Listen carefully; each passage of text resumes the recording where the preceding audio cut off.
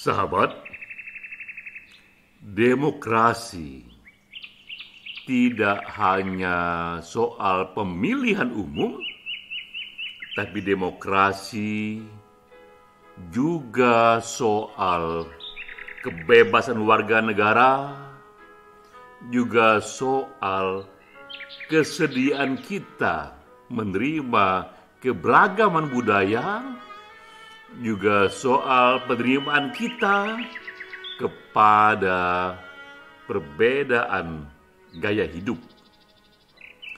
Itulah kutipan yang dinyatakan oleh Tsai Ing-wen, Presiden Taiwan sejak tahun 2016. Tsai Ing-wen menyatakan ini karena ia melihat warga Taiwan begitu kuat mendukung demokrasi, tapi ia khawatir dengan budaya Taiwan yang homogen. Ia ingin ikut mengembangkan makin luas lagi daya terima warga Taiwan kepada budaya yang lebih heterogen, apalagi di era digital. Ini era yang membuat penduduk Taiwan melihat ekspos kepada budaya kosmopolitan di luar sana, sehingga lebih siap menerima keberagaman budaya dan keberagaman gaya hidup. Demokrasi di era digital. Melalui kutipan inilah kita mengantar diskusi webinar kita kali ini yang ke-18. Ini webinar yang diselenggarakan oleh Perkumpulan Penulis Satu Pena. Ini perkumpulan yang didirikan beberapa tahun yang lalu. Kita mendiskusikan buku yang diterbitkan oleh Satu Pena bersama Obor. Ini bukunya Demokrasi di Era Digital. Buku yang minta ampun tebal sekali. Yang 4 halaman lagi, ia berjumlah 800 halaman. Ada 68 bab di sini dengan total kira-kira 70 tulisan. Ini kita diskusikan dan kita senang sekali karena hari ini yang berbicara adalah para penulis itu sendiri dan juga editornya. Pertama-tama adalah Dr. Nasir Tamara. Ia tak hanya menulis juga di buku ini, tapi juga ia inisiator dan editornya. Juga yang menjadi pembicara adalah Dr. Katrini Kubontubuh dan juga Pak Cepi Hakim. Ini buku yang banyak sekali mengupas isu-isu demokrasi di era digital, semacam handbook, kumpulan berbagai isu seputar topik ini. Nah, ini bagian saya yang akan saya bicarakan kali ini. Pertama-tama saya ingin bicarakan demokrasi dalam kerangka makronya. Bahwa benar kita ada dalam tahapan demokrasi tertentu, tapi demokrasi itu adalah sebuah roadmap. Demokrasi itu adalah sebuah evolusi. Ia berkembang dari demokrasi yang baru sekali, yang belum matang, lalu mengalami konsolidasi menuju demokrasi yang penuh, yang demokrasi disebut demokrasi pada puncaknya. Nah, dalam kerangka makro ini Indonesia ada di tahap mana? Karena itulah kita akan bandingkan kualitas atau tahapan demokrasi di Indonesia dengan di dunia. Indonesia ada di mana dan apa tahapan selanjutnya. Saya juga akan bandingkan demokrasi di Indonesia dalam konteks negara-negara muslim lainnya. Lalu di bagian kedua, kita masuk ke topik inti dari webinar ini adalah efek dunia digital kepada demokrasi. Kita mulai dengan situasi ini, bahwa sekarang ini jika kita ingin membuat perbandingan antara satu negara dengan negara lain untuk mengetahui tahapan demokrasi, maka kita berurusan pertama-tama dengan measurement, dengan cara bagaimana kita mengukurnya, dengan parameternya, dan sekarang sudah dikembangkan apa yang disebut dengan demokrasi indeks. Ada berbagai nilai-nilai di sana yang dikumpulkan menjadi indeks. Ini disusun oleh Economist Intelligence Unit, sebuah badan independen yang berpusat di United Kingdom, di Inggris. Sejak tahun 2006, mereka menilai lebih dari 100 negara di dunia berdasarkan kualitas demokrasinya dengan kriteria yang mereka sebut demokrasi indeks. Maka ratusan sistem politik di dunia itu mereka kategorikan dalam 4 tahap ini. Inilah tahapan-tahapannya. Pertama adalah authoritarian regime. Ini regime yang otoriter, ya. Kedua, hybrid regime. Ini gabungan antara sistem otoriter dengan satu elemen atau dua elemen dari sistem demokrasi. Ketiga itu flawed demokrasi atau demokrasi yang cacat. Satu tahapan lebih jauh lagi menuju pada sistem demokrasi, tapi masih ada kekurangan di sana. Lalu berikutnya masuk lagi ke dalam full demokrasi. Inilah puncak demokrasi, puncak dari evolusi demokrasi. Dalam 4 tahap itu kira-kira di manakah posisi Indonesia? Tapi sebelumnya kita masuk dulu kepada cara mengukur. Bagaimana mereka mengukur satu negara untuk sampai pada tahapan-tahapan ini? Maka ada 5 indikator yang mereka ukur. Pertama, mereka ingin ketahui kualitas pemilu di negara itu. Seberapa pemilu di sana sudah berlangsung secara bebas, langsung, dan inklusif, menyertakan semua warga negara secara setara. Kedua juga yang dinilai adalah keberagamannya. Apakah negara ini memperlakukan segmen-segmen beragam itu secara setara, ya? Juga dinilai kebebasannya, juga dinilai pemerintahan yang berfungsi, dan juga partisipasi politik.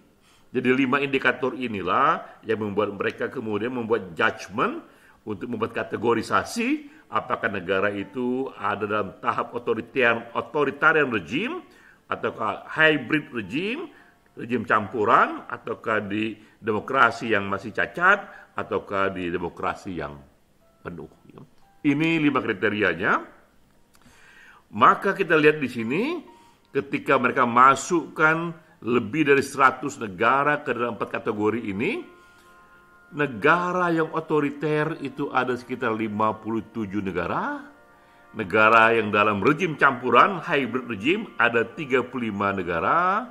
Negara yang berada dalam flawed demokrasi atau demokrasi yang cacat, demokrasi yang belum sempurna, ada 52 negara.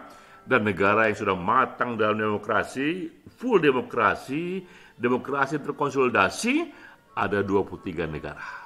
Contoh negara yang matang itu umumnya adalah negara-negara Eropa Barat, terutama negara-negara Skandinavia, itu adalah Denmark, Swedia, Finlandia, Norwegia, Jerman. Ini dianggap negara-negara yang demokrasinya sudah puncak.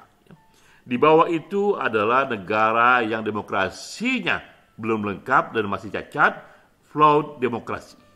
Indonesia di tahun 2020 masuk dalam kategori ini, demokrasi yang masih cacat, demokrasi yang belum full demokrasi. Jadi kita tahu disinilah posisi kita, masih dalam posisi flawed demokrasi atau demokrasi yang belum sempurna, demokrasi yang setengah matang kira-kira. Namun jika kita bandingkan kepada 50 negara muslim, 50 negara yang majoriti populasinya muslim, maka Indonesia masuk ke dalam 3 besar. Ini daftarnya, kita lihat di 50 negara muslim ini tak ada satupun negara muslim yang sudah masuk dalam kategori full demokrasi. Tak ada satupun negara muslim yang sudah masuk dalam tahap demokrasi terkonsolidasi, demokrasi yang lengkap. Paling jauh kita berada dalam demokrasi yang masih cacat, flawed demokrasi. Itu pun baru 3 negara. yaitu Malaysia, Tunisia, dan Indonesia. Jadi kita lihat di negara Muslim, Indonesia walaupun tadi kategorinya masih demokrasi yang belum sempurna, masih demokrasi yang cacat, tapi di 50 negara Muslim kita masuk dalam kualitas paling tinggi 3 besar. Bersama dengan Malaysia, bersama dengan Tunisia. Ya. Ini situasi kita di tahun 2020. Namun kemudian di tahun 2021, ini luas diberitakan bahwa terjadilah itu pelemahan dalam demokrasi di Indonesia. Jadi tahun ini penilaian dari tahun sebelumnya, bahwa di Indonesia terjadi yang disebut deteriorating democracy. Demokrasi yang mengalami pelemahan, demokrasi yang mengalami satu kemunduran. Ya. Mengapa ini mereka agak mundur? Seringkali ini yang dijadikan alasan. Mereka menyaksikan di sini bahwa terjadi pelemahan KPK, sementara KPK atau korupsi atau pemerintah yang bersih itu menjadi salah satu syarat dari kriteria demokrasi yang matang itu. Juga mereka melihat kurangnya public discourse soal omnibus law. Ini satu hukum yang begitu luas lingkupnya, yang begitu besar efeknya bagi negara, tapi mereka menilai public discourse atau diskusi publik sebelum undang-undang ini disahkan itu jarang terjadi atau tidak lebih dahulu dikondisikannya. Dan juga dinilai juga bahwa pemerintah itu lebih represif atas oposisi.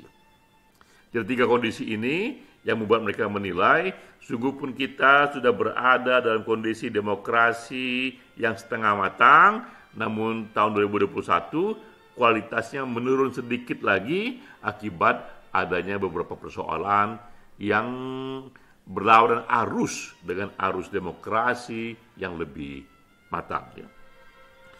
Nah, sekarang kita masuk topik kedua, apa efek era digital kepada demokrasi di Indonesia dan juga demokrasi pada umumnya. Ini efek positifnya, ya. Bahwa dalam era digital partisipasi politik individual lebih aktif di media sosial. Ini era yang orang bilang adalah era teknologi kebebasan. Bahwa sekarang ini individu ya tak perlu menjadi konglomerat untuk bisa mempunyai satu akun di media sosial yang bisa mempengaruhi opini publik. Dulu yang hanya memiliki akses untuk mempengaruhi opini publik, mereka yang punya koran, yang punya radio, yang punya TV. Tapi sekarang ini cukup dengan akun di media sosial, individu bisa lebih aktif menyatakan opininya. Jadi ini sisi positif dari datangnya dunia digital, dari datangnya era media sosial, karena individu bisa lebih aktif dalam diskusi, bisa lebih aktif menyatakan pandangannya.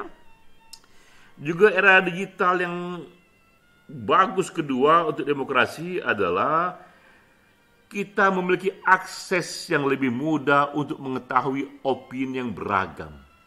Ini era ketika munculnya budaya googling, apapun yang kita dengar soal apapun, cukup kita googling untuk kita tahu pandangan apa saja, sikap apa saja yang ada di luar sana mengenai isu itu, dan tampak di sana keberagaman isu, keberagaman pandangan bisa lebih mudah kita ketahui, sehingga kita bisa lebih matang memutuskan sikap kita sendiri karena kita membaca berita dari yang pro A sampai yang anti A, pro B sampai yang anti B, itu semua tersedia di internet, tersedia melalui Google, sehingga pertimbangan membuat keputusan jauh lebih matang. Juga yang positif di era digital ini adalah kita pun lebih mudah untuk sebar opini, cukup dengan memiliki akun yang kita punya di Facebook, Twitter, Instagram, YouTube, kita bisa mempengaruhi publik luas di luar sana sejauh memang mempunyai konten yang menarik perhatian, mempunyai konten yang dianggap penting. Ya. Jadi Era digital inilah membuat kita merasa individu lebih bisa masuk mempengaruhi dunia demokrasi. Namun juga ada sisi negatif dari era digital ini, dan ini yang perlu perhatian kita lebih jauh lagi, bahwa membuat kita rentan terhadap intervensi asing. Ini adalah kasus dalam Pilpres di Amerika Serikat tahun 2016. Kita bisa mengikuti riset-riset yang sudah dikerjakan, bahwa di era itu diberitakan agen Rusia sudah menyebar sekitar 80.000 posting palsu yang menjangkau dan mempengaruhi 125 juta pemilih di Amerika Serikat dalam Pilpres 2016, sehingga muncul isu bahwa Rusia berada di belakang kemenangan Trump. Di era ini ternyata mudah sekali bahkan agen-agen asing untuk membuat akun yang seolah-olah akun itu akun orang Amerika atau akun orang Indonesia. Padahal dia bukan orang Amerika, padahal dia bukan orang Indonesia.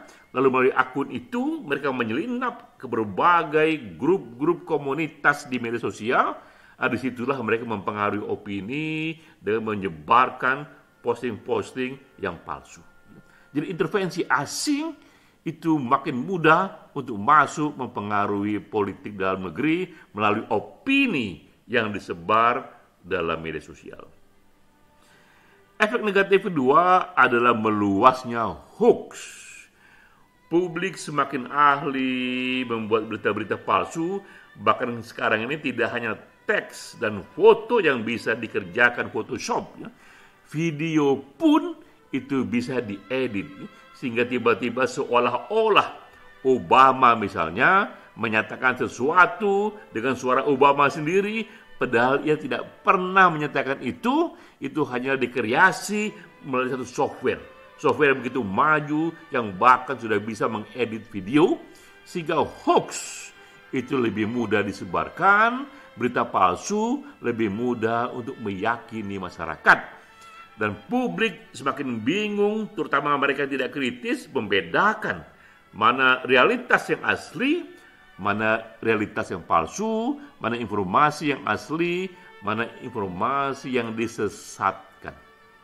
Itu hal kedua yang menjadi efek digital yang buruk kepada demokrasi. Dan ketiga juga yang efeknya buruk adalah mudahnya publik atau individu melakukan political harassment. Dengan satu isu khusus, ya, mereka mudah sekali menganiaya secara politik siapapun yang ingin mereka jatuhkan, dan tak semuanya dengan data-data yang benar. Kadang-kadang itu data setengah benar, tapi dikemas demikian rupa. Namun karena mereka punya jaringan kepada para pemilih, kepada para warga negara, maka mudah sekali seseorang itu dijatuhkan, dikucilkan secara opini melalui sistem digital yang ada. Jadi kita melihat ada sisi negatifnya, walaupun tadi juga ada sisi positifnya efek dari dunia digital ini. Nah sekarang, what next? Kemana Indonesia harus menuju? Tadi kita sudah dapatkan gambarannya bahwa sekarang kita berada dalam flow demokrasi yang setengah matang, maka selanjutnya tahapan maju berikutnya kita harus mencapai kepada full demokrasi yang penuh. Namun itu hanya bisa dicapai jika kita memenuhi kriteria tadi, bahwa ada satu kualitas pemilu yang semakin bebas, semakin langsung, semakin rahasia, juga ada penghargaan kepada kebebasan dan keberagaman masyarakat, juga ada penghargaan membuka peluang kepada partisipasi politik yang lebih luas dan lebih toleran kepada oposisi. Dengan cara itulah kita bisa berubah dari demokrasi setengah matang menuju kepada full demokrasi. Justru di era digital inilah tahapan ini lebih mudah bisa dicapai, ya.